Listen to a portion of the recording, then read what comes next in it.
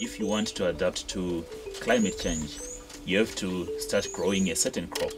And yes, they are used to be growing these crops. How is it that going to impact on their cultures? Acquiring knowledge, like going to school, being in a classroom, is one thing. Getting educated is one thing. Applying that knowledge is another thing altogether. And this is the most difficult part. Many people acquire knowledge, they heap the knowledge together, and they don't use it, they sit on it. There's tremendous interest and commitment, which is almost spontaneous and organic in wanting to share knowledge and in wanting to find out more. Having said that, there are challenges. Let us identify what other partners are doing in the field. Then marry the technology, improve the technology, and then fight the attitude change. Despite years of work, the growing knowledge base about and for sustainable livelihoods does not seem to have brought about measurable improvements in human welfare on the ground. Existing knowledge is often poorly communicated or applied, and the same lessons are relearnt in different projects.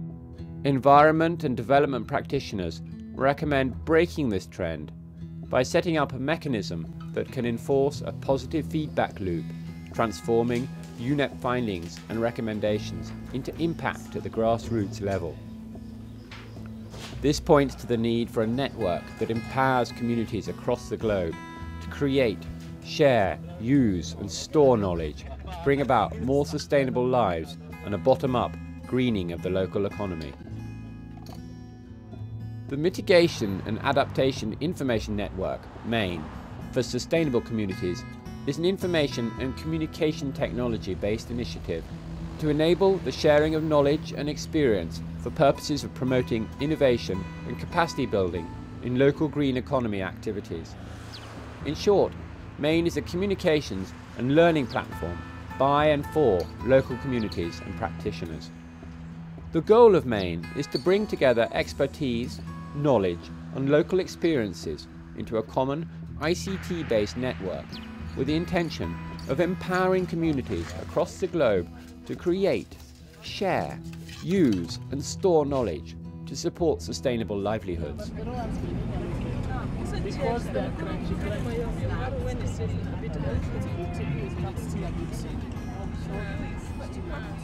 The importance of MAIN is its close links with communities who are actually implementing solutions, innovations when it comes to mitigation and adaptation, to be able to share those concrete lessons, innovations, practical strategies that communities are adopting.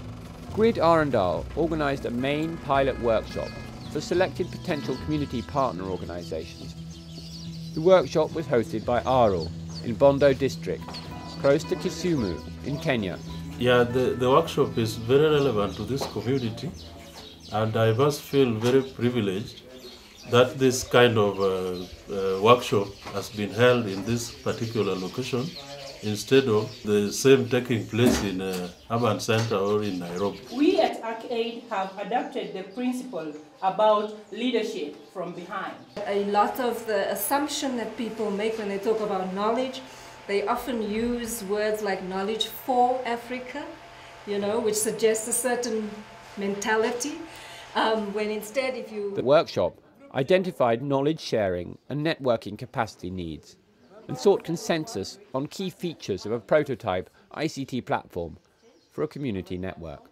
Instead of reinventing, we can go into the computer and we can find how they produce solar cookers in Uganda, and you can get a recipe how you can produce it.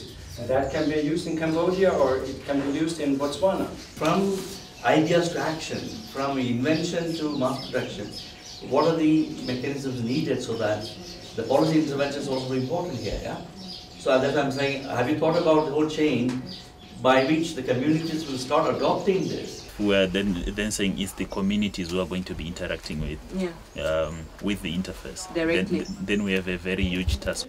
MAIN differs from other networks in that it focuses on the needs of local communities rather than those of development implementers. MAIN is a grassroots initiative designed to encourage and support local communities in seeing out practical solutions to problems.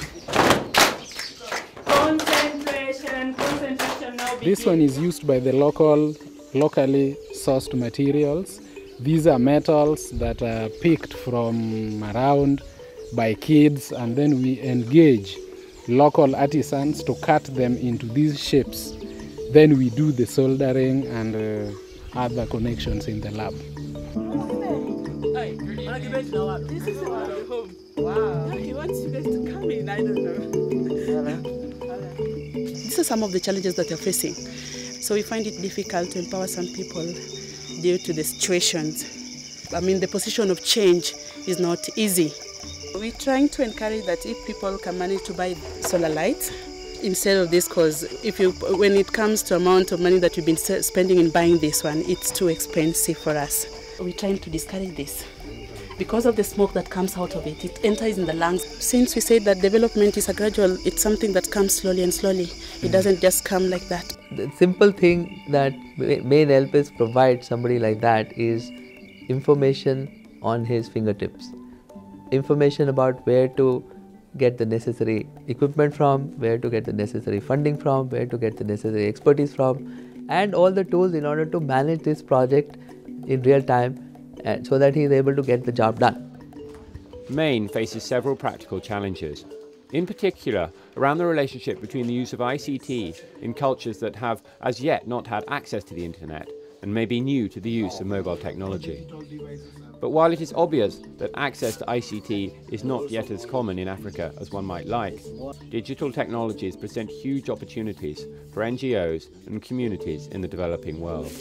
When I go back to the communities, I realize that radio is mostly used by even the most elderly, the youth. It cuts across all the ages. I think somebody mentioned this morning, how do we tell these stories and make sure that we share these stories so that these stories can essentially be used.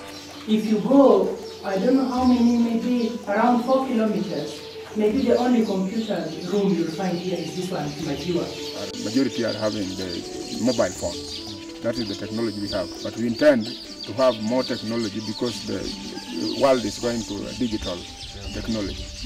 Can we, first of all, identify the local or the indigenous system of doing that thing and then develop from that knowledge? If we can get many people to be trained in ICT so that we can get a proper networking with the already existing institutions so that we can get a proper way of disseminating knowledge. And also as they go to the villages, they explain to them what is this World Wide Web, and which therefore would mean that we can receive information from all over the world, and that is how we can disseminate it too. A response to climate change, for instance, can mean that citizens in communities, businesses and governments join hands to move towards a zero-emissions society. Maine is proposed as a platform through which practical initiatives and tools for simple, low-impact lifestyles can be brought forward and acted on. The net effect of communal effort can result in mutual gains like cleaner air, water and soils, stronger social structures, and improved efficiency through closed-loop systems, new types of jobs, and strengthened local economies. Because changing cultures is also very difficult. Yeah. It takes time. So if you're then going to look at the impact of this network, will you say, are you successful or you are not successful?